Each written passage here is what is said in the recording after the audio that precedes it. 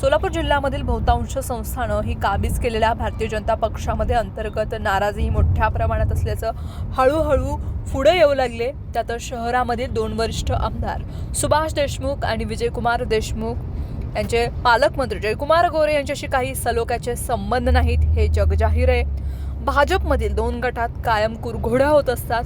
त्या पार्श्वभूमीवर 2 देशमुखांची भेट होऊन दोघांमध्ये सुमारे तासभर ही खलबत झाले। त्यामुळे देशमुखांच्या भेटीची सोलापूरच्या राजकीय वर्तुळामध्ये चर्चा सुरू आहे। माजी सहकार मंत्री आमदार सुभाष देशमुख यांनी माजी पालकमंत्री तथा आमदार विजयकुमार देशमुख यांची त्यांच्या निवासस्थानी जाऊन भेट घेतली। सुमारे तासभर या नेत्यांमध्ये चर्चा झाली। दोघांनी ही भेट वैयक्तिक कामानिमित्त असल्याचं स्पष्ट केलं। मात्र सोलापूर महापालिकेमधील सध्याचा कारभार आणि त्यांच्या चर्चेचा केंद्रबिंदू असल्याची माहिती सूत्रांकडून मिळाली आहे।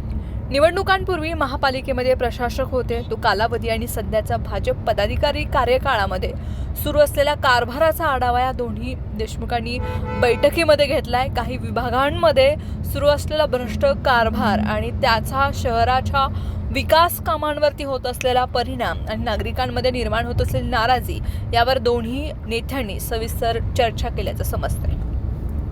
महापालिकेमधील काही ठराविक नगरसेवकांच्या मनमानी कारभारामुळे पक्षाची प्रतिमा ही मलिन होऊ नये यासाठी संघटनात्मक स्तरावर अधिक समन्वयाची गरज असल्याचं मतही यावेळी मांडले।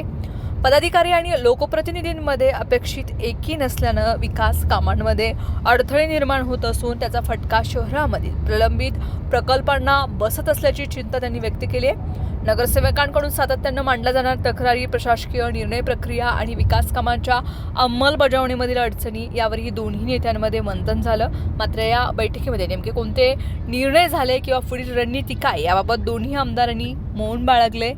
त्यांनी ही भेट वैयक्तिक स्वरूपाची असल्याचं स्पष्ट केले। मात्र महापालिकेच्या सद्यस्थितीवर झालेल्या चर्चेला या भेटीला राजकीयदृष्ट्या महत्त्व प्राप्त झाले।